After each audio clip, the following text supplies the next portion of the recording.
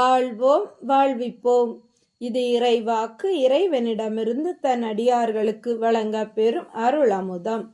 ஒன்றாம் அருளமுதம். வாசம் வாக்கு ஒன்று. நான் உங்கள் மத்தியில் வாசம் செய்கிறேன். அன்பு கண்களை கொண்டு என்னை தரிசியுங்கள்.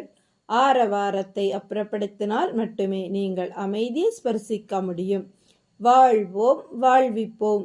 இறைவனை தரிசித்த சித்தர்கள். இறைவனுக்கு 4 வயது இருக்கும். தோட்டத்தில் விளையாடி கொண்டிருந்தார். தனியாகத்தான். விளையாட்டு என்பது வேறொன்றுமில்லை. தோட்டத்தில் வீட்டு சுவருக்கு பின்புறம் தோட்ட மதில் சுவரும் வீட்டு மதில் சுவரும் உண்டாக்கும் மூலையில் நன்றாக பெருக்கிவிட்டு இறைவன் மட்டும் சம்மணம் போட்டுக்கொண்டு கண்களை மூடிக்கொண்டு இருப்பது. யார் சொல்லித் தந்தது? சொல்லித்தராத வித்தையாக இறைவனில் முளைத்தது. கொஞ்ச நாளாக இதுதான். நேரம் கிடைக்கும் போதெல்லாம் ஓடிப்போய் அங்கே உட்கார்ந்து கொள்வது. மதியம் சாப்பிட அம்மா வந்து அழைப்பார்கள். இறைவன் எழுந்து பின் செல்வார். ஆரம்ப காலத்தில் அம்மா கேட்பதுண்டு, என்னடா ஒரு சத்தமும் இல்லை, நீ மட்டும் தனியா உட்கார்ந்திருக்கிறாய், என்னாச்சு உனக்கு என்பார்கள். கூட விளையாட யாரும் இல்லை என்று என் பிள்ளை தனியாக உட்கார்ந்திருக்கிறது என்று சொன்னதும் உண்டு. கண்களை மூடிட்டு என்னப்பா பண்றே, தூக்கம் வந்தா உள்ளே வந்து படுக்கலாமே என்பார்கள். இறைவனுக்கு தான் என்ன செய்கிறேன் என்று தெரியவில்லை. மனம் ஆசைப்படுகிறது. இதில் சுகம் கிடைக்கிறது. வீதியில் விளையாட பக்கத்து வீட்டு குழந்தைகள். இறைவன் வயதொத்தவர்கள். ஆண் பெண் இருபாலரும் உண்டு. இருந்தாலும் மனம் யாரும் பார்க்காமல் தனித்திருந்தது. கண்களை மூடிக்கொண்டு இருக்க விரும்பியது. தொடர்ந்தது. அம்மா, என் பிள்ளை கூட விளையாட யாருமே இல்லை, தனியா உட்கார்ந்திருக்கிறான் என்று சொல்லிக்கொண்டு சென்ற வார்த்தை பதிந்தது. இறைவனால் கேட்ட கேள்வி, நான் தனியா, என்னோடு விளையாட யாரும் இல்லாமலா? ஒதுங்கி வந்து உட்கார்ந்து கொண்டு இருக்கிறேன், அதுவும் கண்களை மூடிக்கொண்டு என்ற சிந்தனை ஓட கண்களை மூடியபடியே இருந்தார். திடீரென உயர்ந்த உருவம், சடாமுடி, சிரித்த முகம், நல்ல தேஜஸ் காட்சி கிடைத்தது. இறைவனின் முதல் காட்சி அது.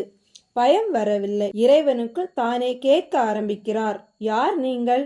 சாமி, நான் நந்திய பெருமான். அப்படினா நந்தி சாமி. தன்னுள் பிரகம் எடுத்தது நினைவலைகள். பெருங்கடல் கொப்பளித்த உணர்வு. இன்னும் அவரை உற்று பார்க்க ஆசை தோன்றியது. நன்றாக உற்று பார்த்தார். நந்தீஸ்வரரா என்றதும், ஆமாம் ஈஸ்வரா என்று 2 கைகளை தூக்கி கும்பிட்டார்.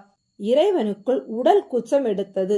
எப்படி நீங்கள் தெரிகிறீர்கள், பேசுகிறீர்கள், எல்லாம் நிஜமாக இருக்கிறதே என்றதும், பிறந்ததிலிருந்து உங்கள் நிழலாக இருக்கிறேன் சாமி.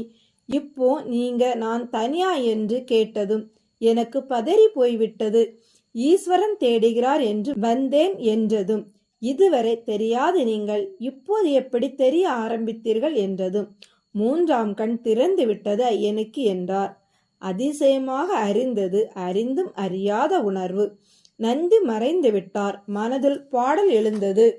நல்லார்க்கும் பொல்லார்க்கும் நடு நின்ற நடுவே, எல்லார்க்கும் உள்ளோர்க்கும் ஈகின்ற இறையே, வல்லார்க்கும் எளியோர்க்கும் வாழ்வழிக்கும் வரமே, நல்லனவே எனக்கருளும் நந்தியன் குருவே.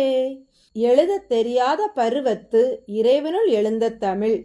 வாழ்வோம் வாழ்விப்போம்.